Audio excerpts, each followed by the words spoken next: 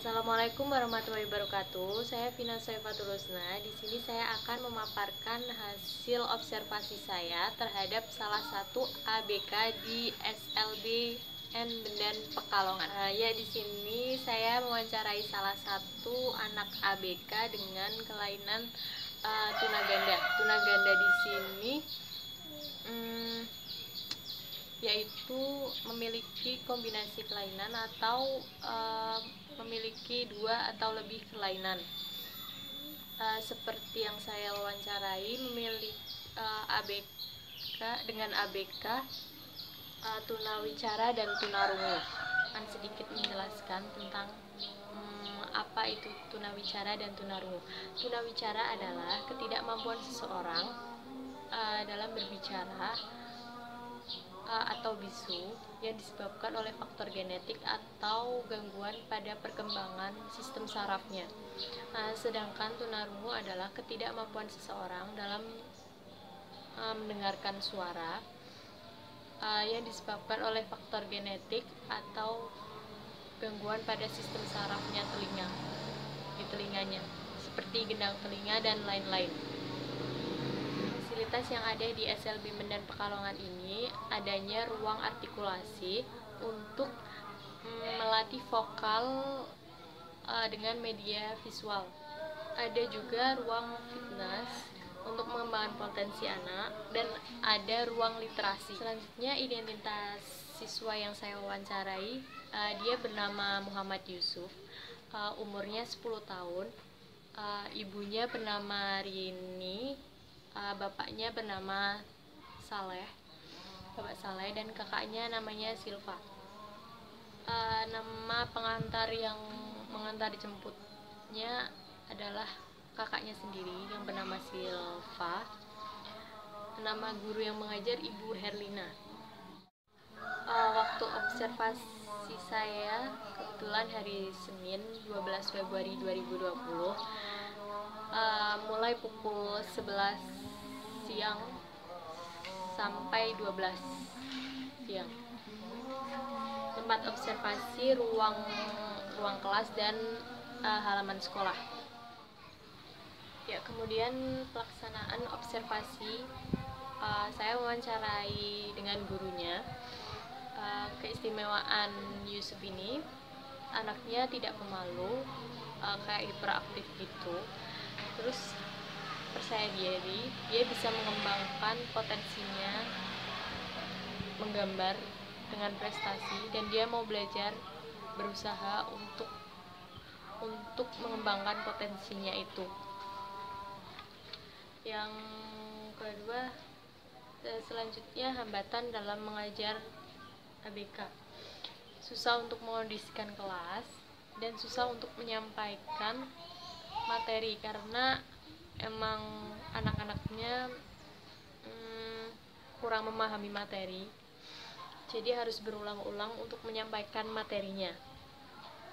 Kebiasaan ABK ini suka menggambar, anaknya hiperaktif, jadi di kelas itu lari-larian dengan temannya.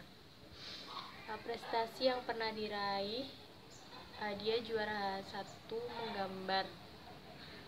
Ya, selanjutnya saya mewawancarai orang tua atau wali yang mengantar Yusuf. Kebetulan kakaknya sendiri yang bernama Silva.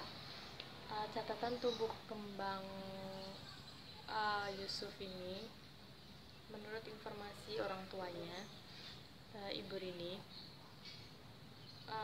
Yusuf dilahirkan secara normal tanpa ada gejala apapun. Orang tua menyadari itu pas Yusuf berumur 1,5 tahun. Ibu Rini mengamati, awalnya itu Ibu Rini mengamati Yusuf yang berbeda dengan anak-anak yang lain, sehingga Ibu Rini berinisiatif untuk memeriksakan ke puskesmas terdekat, dengan hasil